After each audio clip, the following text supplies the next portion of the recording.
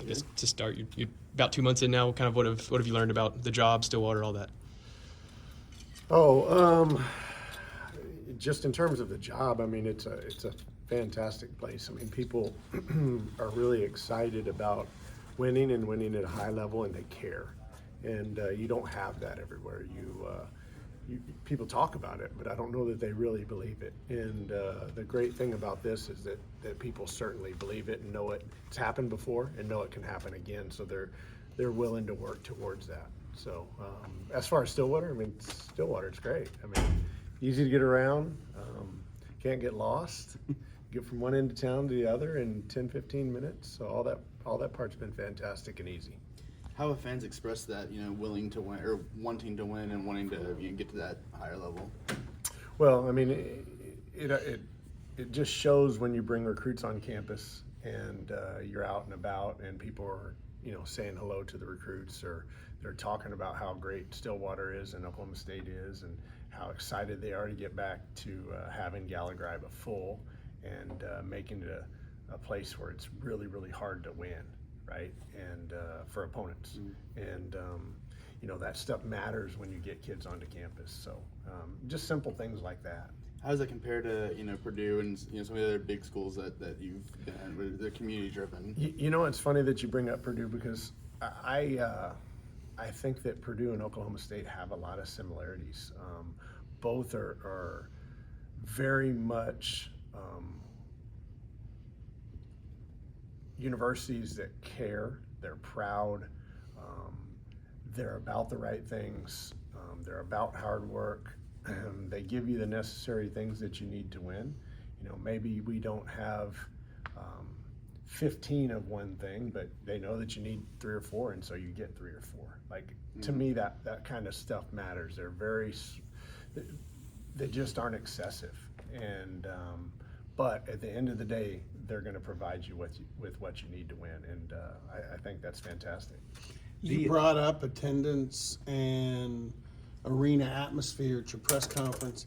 They're in the process of selling season tickets and so forth. Are you the kind of coach that checks in on, hey, what's the numbers looking like? How we doing?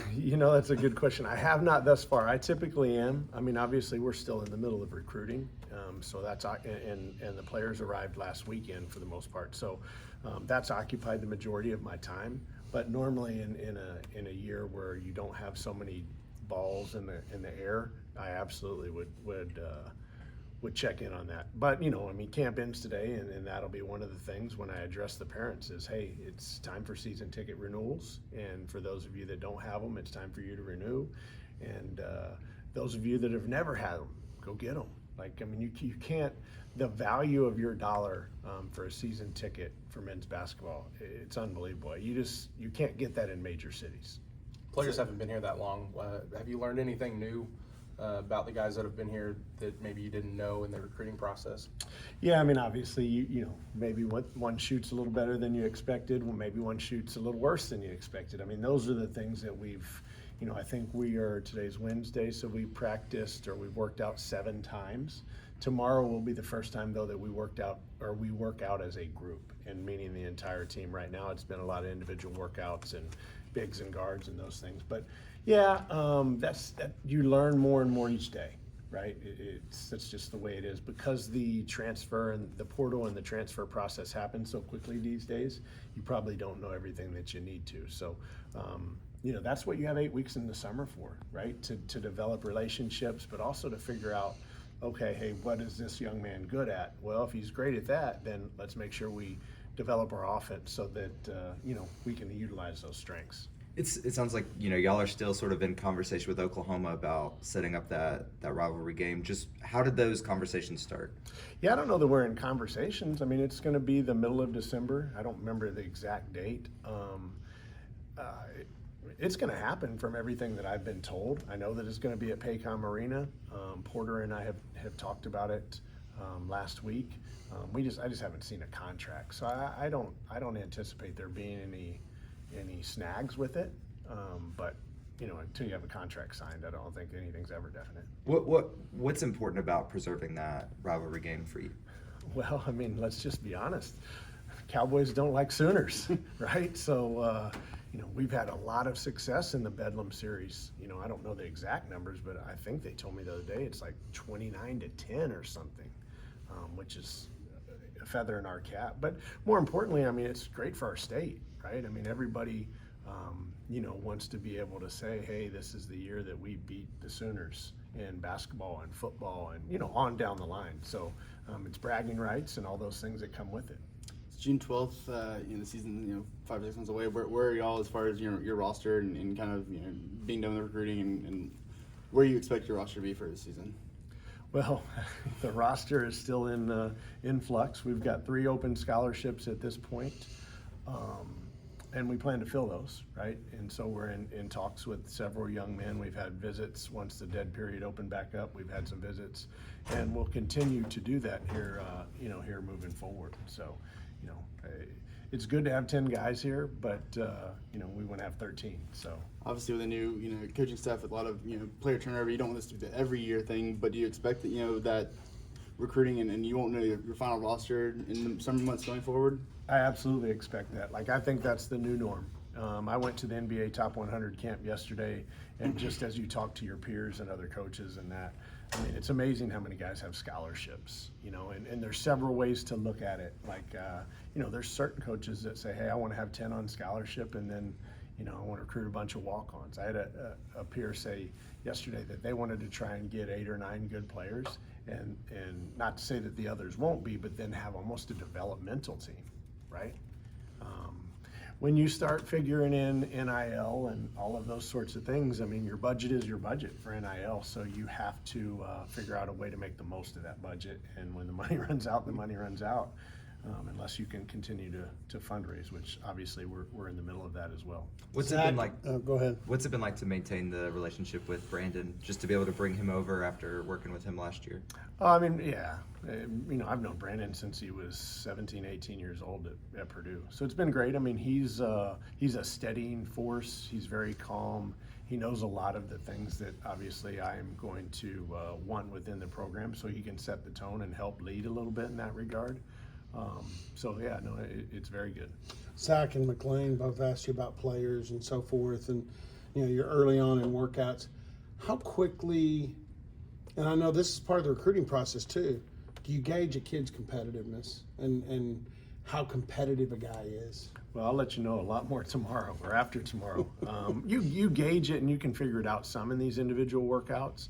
You can gauge it by how many shot attempts they get outside of what I require. You know what I mean? And what I mean by that is, we have a thing called Shot Tracker, and it tracks every shot that they shoot, makes and misses and charts them and all that.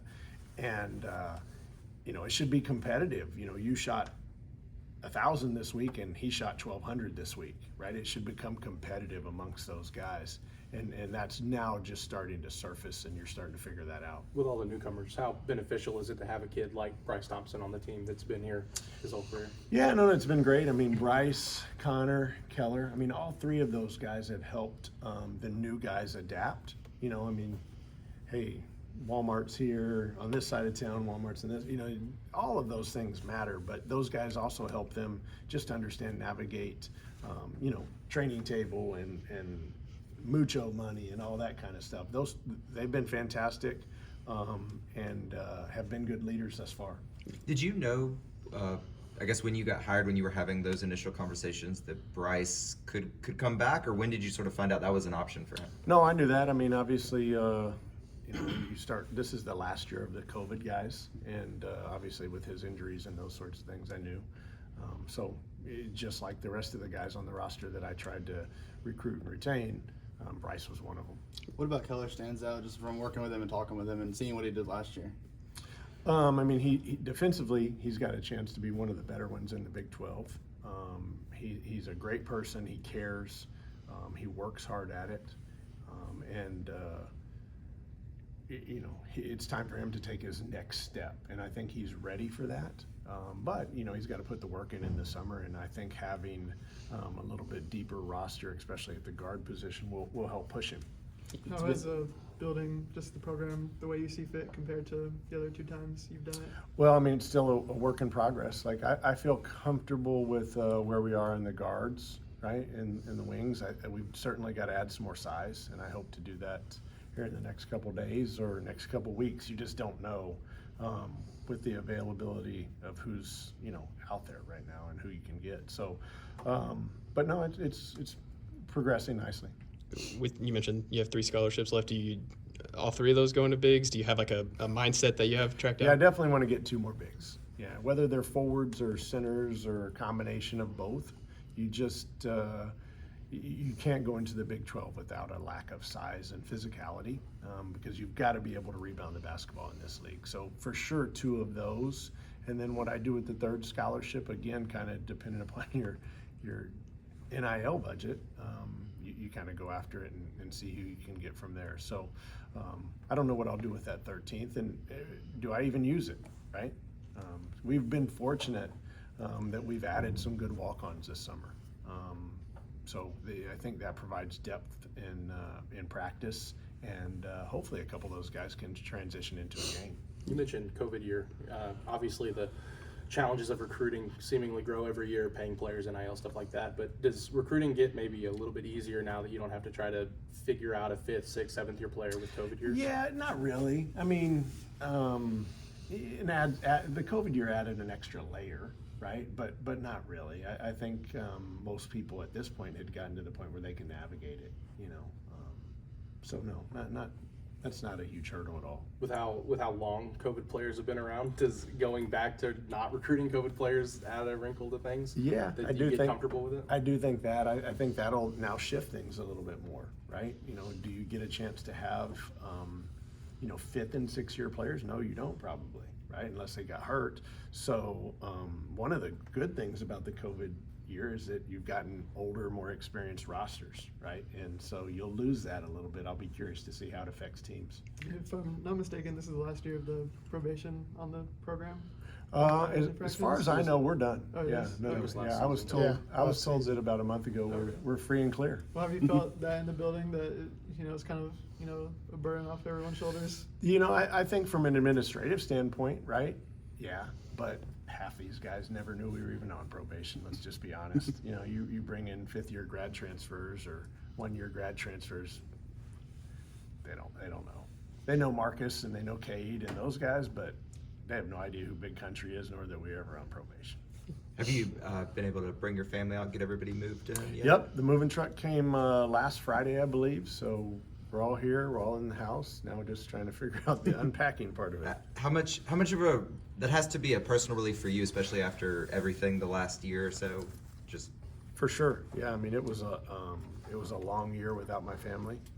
Obviously excited to have them back and us be all together. You know, the good part is you're all together. The bad part is that we bought a house and my wife is redoing it, so we're all back living in one little bitty space because she's redoing the majority of the house. But no, I mean, you know, for the guy that doesn't have a lot of hobbies and isn't out golfing, to be able to come home to them and eat dinner and sit on the back patio and enjoy one another, it's fantastic. Talk piecing the roster together. Yeah. You put a coaching staff together. You know, what strengths do they bring, and what does each guy kind of bring to that table? Ooh, I mean, all of them are good coaches and good people and good family men. I'm just like the players. As you go through the summer, you're trying to figure out where they fit in and where they fit in best, right? You know, is this guy more offensive minded or defensive minded, and those sorts of things. So that's been part of the learning process as well. I mean, I knew and had a very good idea of what each brought to the table, but you know, it's just like players. Some exceed in an area, and you're like, oh, he's really good at this, or some go, okay, well, maybe he's not as good at this, but he's great at that. So I'm in terms of job responsibilities and delegating, that's still a work in progress. But I allow those guys to coach a lot in the summer because just like the players, you're trying to evaluate your coaches and figure out, you know, what they're great at, so that you can put them in the position to really work with the guys in that manner. So you expect to learn more after that first full workout, just like Well, I don't players. know Or- that the first full workout in terms of the coaches, that's going to be an all summer deal, just like the players, right? Because they're trying to figure out me as well, and if I gravitate more to the offensive end, for example, which I don't, but you know, somebody slides in over here on the defense and they kind of take over that during practice or during the workout, and then that allows me to see how they handle themselves, how they handle the team. I know there are a lot of variables, but I have gone back and looked at box scores from Texas A&M, Corpus Christi, and Western Kentucky. When you get your ideal roster, what kind of rotation do you like to go with? Yeah, I mean, I've always played, if I have good enough talent, I've always played 8, 9, 10 guys. Yeah. And that, to me, that's why you want to recruit,